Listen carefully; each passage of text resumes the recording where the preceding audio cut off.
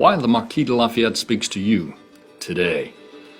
Why Lafayette's story should be streaming on every IMAX in America. How Lafayette can unite community, your community. Lafayette's 4 philosophies for living life well. This is Living Lafayette. Lafayette Alliance in LaGrange, Georgia. I'm Richard Ingram. Welcome to Living Lafayette, the podcast. For the Lafayette Alliance in LaGrange, Georgia, I'm Richard Ingram. That's Living Lafayette with an exclamation point. So let me remind you, you don't trifle with exclamation points. In Latin, when you saw an exclamation point, it was a sign of wonder. When you invoke an exclamation point, you do not tread lightly. It means something. 3 in a row, and you'd need to take to your bed. Some things you just survey. With an exclamation point, you dissect. We're going to dissect the life and times of the Marquis de Lafayette. Why? That's the question you should ask, and it's a legitimate question. Out of all the thousands, yea, verily, millions of things you could do with your time, why tap into a podcast on Lafayette? Well, listen up. There are 4 reasons. I'm well aware that your English teacher told you to use 3 reasons in making an argument, and it's no doubt a bullet point in Strunk & White's Elements of Style. Let's get over that. This is your opportunity to tie your own bow tie intellectually. 4 reasons. And they're compelling reasons. This is why this podcast makes a difference to you. 4 reasons. First, it's a thrilling story. It seems almost unbelievable, but it's true. Second, it's about ideas. Ideas have consequences. They can make life better. Third, it's about philosophy. Yes, philosophy. You philosophy every day, all the time. It's a noun that doubles as a verb. It's how you look at life. It's how you live your life. It's a framework. It's patterns of experience. Lafayette owned up to philosophy, and we can learn from him. Fourth, this is about purpose. Hearing this story, learning it, what's more, sharing it, has purpose. So let's launch. Let me make the case for each of these 4 reasons. Here's why this story makes a difference. First, it's a thrilling story. Mark Twain said that the most important day of your life is the day you were born. For Lafayette, that was Tuesday, September the 6th, 1757. That date, September the 6th, Lafayette shares with others. Fanny Wright, for instance, was born September the 6th, 1795. Henry David Thoreau exited Walden Pond, September the 6th, 1847. Let's talk about dates.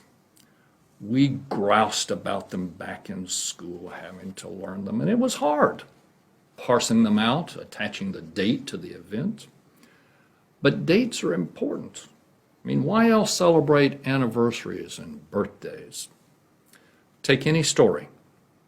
That story intersects at a place and a time. Dates are temporal equivalents to place. There's something special about being at Yorktown, on the ground at Yorktown. But there's also something special about being there on October the 19th, the day it happened. There's something mystical about it. The most beautiful and most profound emotion we can experience is the sensation of the mystical. Einstein said that. He was smart. We'll not shy away from dates. We will respect them. So, Mark Twain said the most important day of your life is the day you were born. For Lafayette, September the 6th, 1757. The second most important day is the day you find out why. For Lafayette, that was a Tuesday. Isn't that curious? August the 8th, 1775. He was 17. He was a captain in the French army stationed at Metz up in northeastern France.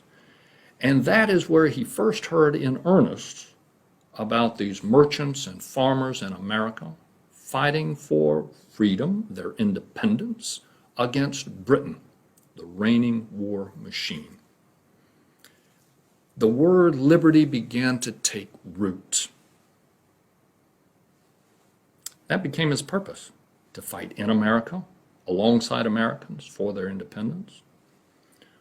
His king, Louis XVI, said, no, don't go.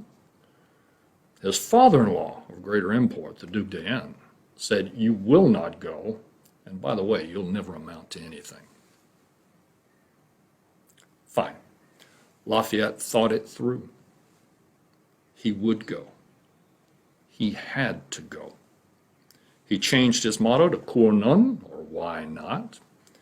He bought a boat, 220 tons. It was a plodding merchant ship, 2 cannon, 112,000 livres, 40,000 down, the rest in June, a crew of 30.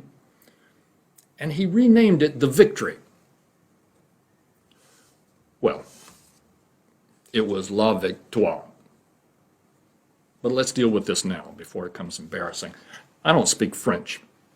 I cannot so much as offer up a passable French accent. It's a deficiency I hope, perhaps, one day to remedy. But for now, I will anglicize most French words.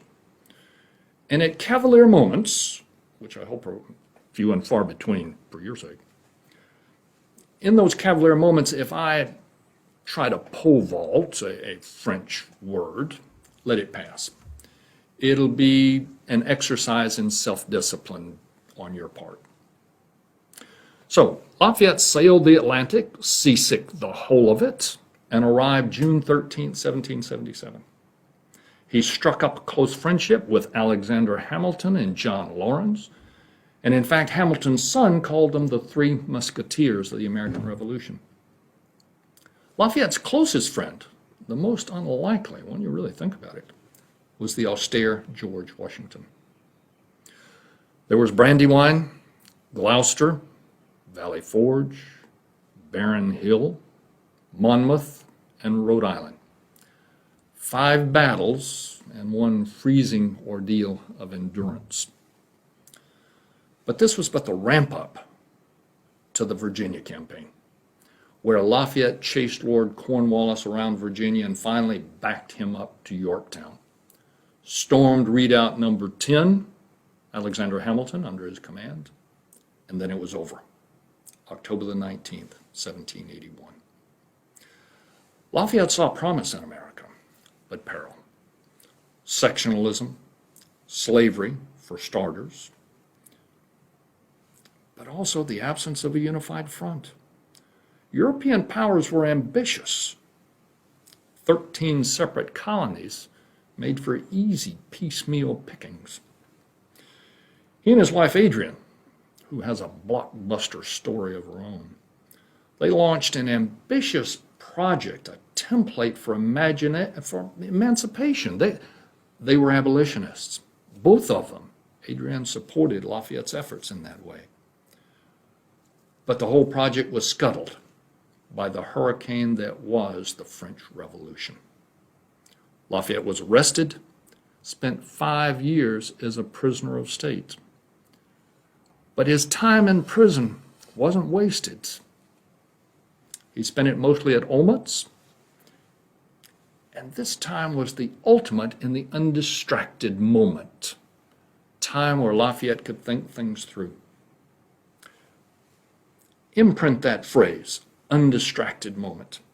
Any decision that's worthwhile deserves an undistracted moment. I've often thought, what would a craftsman, a craftsperson do if they had to construct an undistracted moment that you could put in the palm of your hand? Liberty, Lafayette decided, was a natural right. National sovereignty was linked to the security of personal rights. Lafayette would dedicate his life to the idea and the reality of liberty. Napoleon saved Lafayette. Not that Napoleon was especially enthusiastic about the idea. He was pressed to do it. Lafayette walked out of prison and he was told to stay low. He settled into the rhythms of a farmer philosopher at Chateau de Lagrange, 40 miles southeast of Paris.